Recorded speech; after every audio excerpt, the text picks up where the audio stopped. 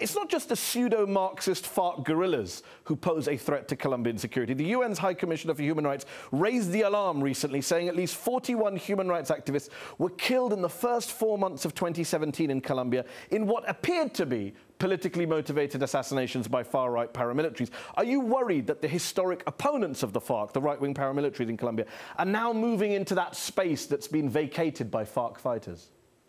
Yes, I am. I am very worried. I think part of what the new government has to do is reorder all the security apparatus and establish territorial control. I went to the Pacific just 3 weeks ago, and if that's going to be the post-conflict, God bless us, because it's going to be horrific. What you see is the Sinaloa cartel financing huge drug trafficking operations.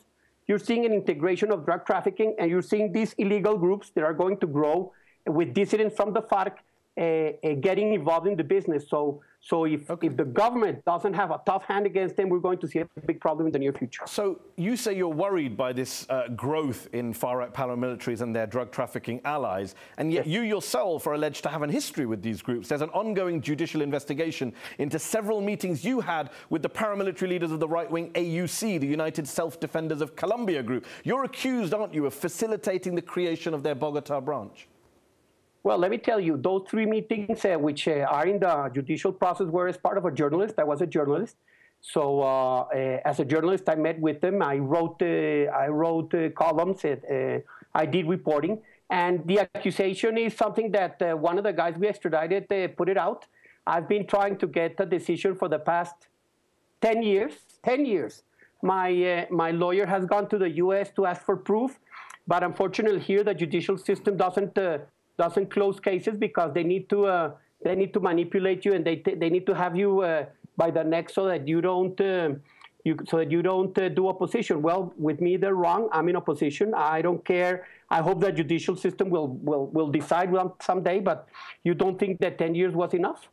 Okay, well, whatever happened between you personally and the AUC, which investigators will eventually decide on, we hope, what's indisputable is that the government, what's indisputable is that the government you were part of, the Uribe government that you were vice president of, is alleged to have had links with AUC paramilitaries, which were accused of extrajudicial killings, torture, a number of human rights abuses.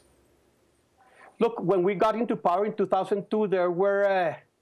the country was split in 3. A third was by the guerrilla, a third was by the paramilitaries, and the state had a third that was shrinking. In 2010, the heads of the paramilitaries were extradited to the U.S. The main heads of the paramilitaries were all in jail, and we had demobilized more than 30,000 members of the paramilitary. So if we were their friends, we were pretty lousy friends. And the guerrilla was also, pushed. You were lousy friends, you say? If they allege that we were friends, we were lousy friends because why did the head of intelligence on your watch, Jorge Noguera, why was he sent to prison for 25 years for collaborating with paramilitary death squads? He was a close ally of your president at the time. Sounds pretty friendly to me. He's in jail. He's in jail, He was your intelligence chief. You can't just wash your hands of your intelligence chief. Well, if somebody